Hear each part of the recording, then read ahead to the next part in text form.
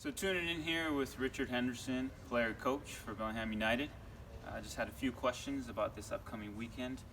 Your thoughts and your perspective on what's to come.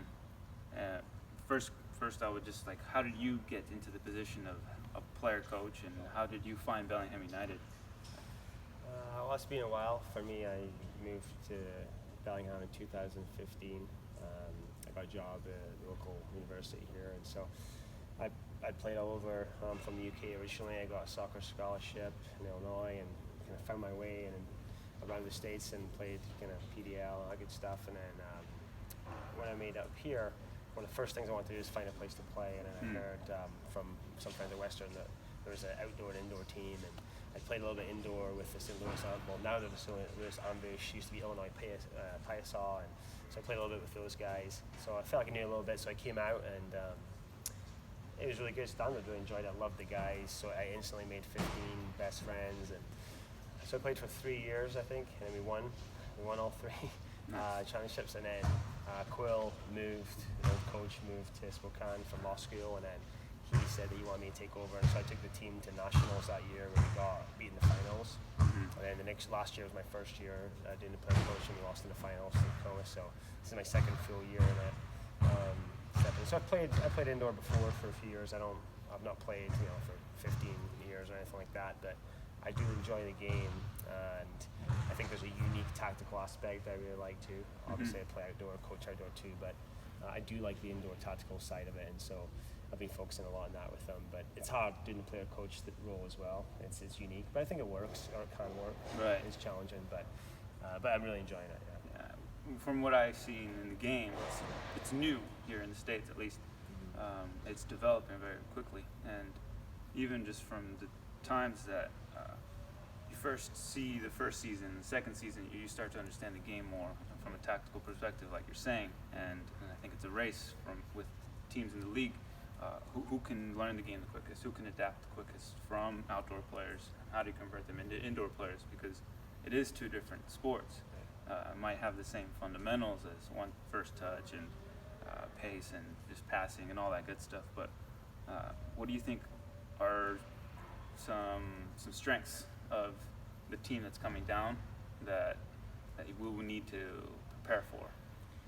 Yeah, I mean, and just on that though, I think there's also a caveat of you have to learn how to play indoor, but just like outdoor, there's not only one way to play indoor, right? And so even this year, I kind of get my stamp on things, and it'd be like, oh, well, I've never did this before. But it's just like outdoor, there's multiple formations, 4 at the back, 3 at the back, high press, setting off. It's the same as indoor. There's maybe less options of that, but you have a lot more of the futsal and other things that are starting to play their way into the league. And I think there's a lot more exposure, like you're saying. And with us from Canada and having the Tacoma Stars so local, that helps us kind of see other teams who come in. How the Mexican, how Monterrey and San Diego play is very different than how Tacoma play. So I think that's part of it too. But I think the local teams in this area, they just kind of go off of ourselves or the Tacoma Stars, which is, if you don't have the players for that, it's not going to help you. And so I think I would encourage the teams to have more flexibility of what do you have and what you're working with. So Snohomish, for example, they've got some guys who've been in the league for a while, Shoal, Choka, some younger guys as well. They've brought in some experience. I think they have probably the strongest roster outside of us in Tacoma, if they have anyone available. So we'll be, Shoal can score, Choka is he can score as well, fan favourite as well. But they've got Wesley Stark, who I used to coach at Western a few years ago, so it's cool to see the guys from years ago that I used to coach still playing in the league. They got Flavin and they got Wolf, who came from Ollie Penn when they were really strong. So I know who they have, but I think at home they got Ty Hastings too. If he's playing, he's really got good left foot, so he played with us before. So I think for us, we have to watch their directness. Once they get the ball off the boards in the mixer, they can be dangerous, and that's typically how they've played in the past. Whether they do that this time, we'll see. But we're at home, so it's really more of a focus about what we're going to do. Right, and what do you think are some areas of weakness that possibly the team could take advantage of, or what is an insight on your game plan without giving away too much? Sure. Obviously. Well, just in even, I'm not taking away. I've already asked around, heard a little bit about what they're doing, and I think they've had inconsistencies with getting the same roster together, so their identity will be limited. I think this week we have some roster changes too, just forced because of the holidays, but I imagine everybody has that. And so for us, I think we have a unique field in terms of the size and the goal size, and so that's why we've been strong for a lot of years here. So we need to really utilize our skill set at home in those first couple of quarters, and I think that can really set the tone. Some teams come in here and try and play the same way as they do at home, which is very different for them, and that's kind of the great part about the league is every field's different, and if you don't know the field and you don't know the team and you just play one way, you're going to struggle. So you have to adapt your game. So I'm hoping that they will struggle to adapt to our field dimensions and the size of goal, and we're playing a little bit differently too than we have in the past, so I'm hoping that they won't know what we're ready for, and just that unknown will help us hopefully explode into an early few goals and hopefully win. Yeah. Well, following up with that, compared to last year's seasons, where do you think the team is now in terms of progress, and where are some areas that the team is not necessarily suffering, but is definitely, you can see that there needs to be new guys to step in, like you're saying, right? It's a whole new year, and they haven't seen us yet. They haven't seen the squad, but what is the progress like in terms of 2018, 2019 to 2019, 2020? Yeah, right. I think it's hard because we won for 3 years in a row, right? But I think and we did well. We deserved it. At the same time, Tacoma, we're going through kind of a change in organizational structure. Ollie Penn, we're kind of tailing off in the organization. So there was changes. I don't want to belittle that, but I think the league is some ways stronger in that way. And I think this is the best we've ever been. Totally. But we have to fill in some gaps of experience of Kenny Parker, Uche Guaba, Barry Barra, changing the goalie position.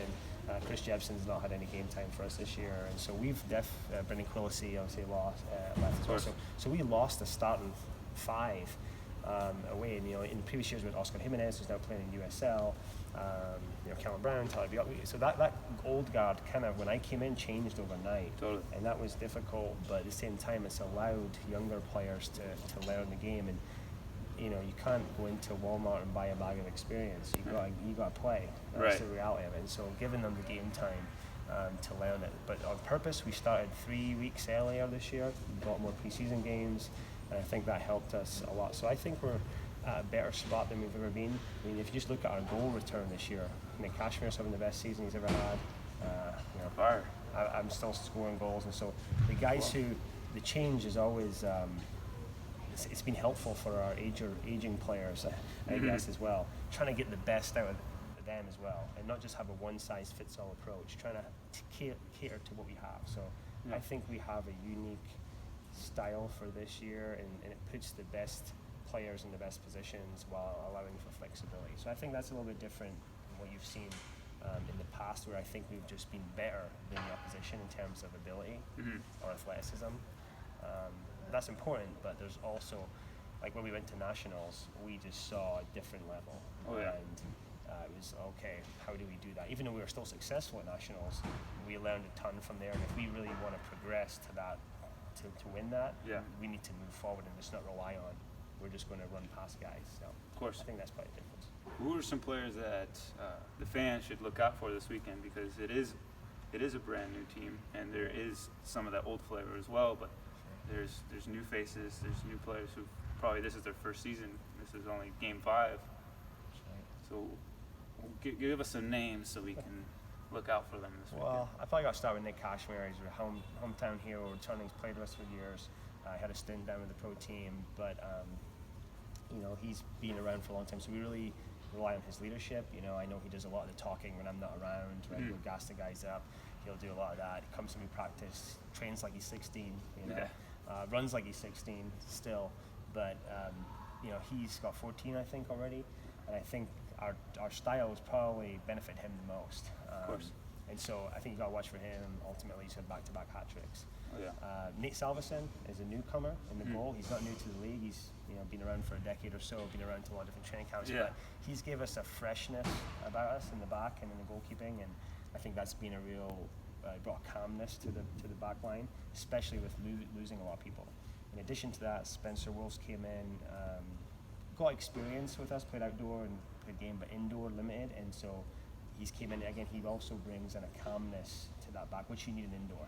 course. A lot of guys, I struggle to bring in centre backs really from outdoor to indoor because the game's, you're not relying on aerial duels or things like that. It's a lot more calmer. So he's transitioned well, and being a lefty is also big for set plays, and so he's another big one to watch. Trying to think for this weekend because it's all tricky. Well, there's a lot of new faces There's coming a lot in. of faces, And yeah. what do you think that the new guys are going to have to do to adapt to the game? And I think that's part of the culture, right? Is that Bellingham United is trying to do is not just teach the 18 that are on the roster, but teach the whole practice team as well as the reserves and all the way up to the first team. You want that strategy to bleed into the, I guess, essentially the roots of the team so that it can grow. Yeah, I think that's something that we don't get maybe enough credit for. Is, I mean, we're missing 9 guys this weekend, and if other teams were missing 9 starters, Right. if other teams were missing 9 starters, the game might be postponed. When we train both fields. We could go both fields. We have sometimes 35 guys at practice, so that's sometimes over the years we've built, like, we do have 2 teams almost, and it's not an A and a B, it's just where you're at, and the buy-in and investment from those guys has been huge, and that keeps us competitive. A lot of other coaches I know, they can't go, they don't have 20 guys to go 10v10 or 15v15, and so that's been good for us. And some of those guys are going to get a chance this weekend. I think the hardest part for them is taking the practice mentality into the game. Even when we do in-house inter-squad scrimmage, it changes things, right? You can't, the fouls, the pace of the game. So for those guys, I think it's about not being nervous and just playing the system. Like, it's not by chance, it's not by luck. Just play the system and play within yourself, and they've got the ability. So I'm looking forward to hopefully some guys taking their chance this weekend. Cool. Well, it's great to hear. I appreciate your time. Is there anything else that you want to touch and let the folks know at home? Just come on out, 7:30, Sportsplex is our last home game for a while, so hope to have everybody there. The Aslan Beer Garden will be going strong, and the Bellingham Army will be there, so hope to have a big crowd out. Well, thank you guys for tuning in. We'll touch base again after the game. You'll get a nice update of where we're at, and hopefully you guys can join us in the locker room for a post-match pint. All right. That's good. Thank you, man.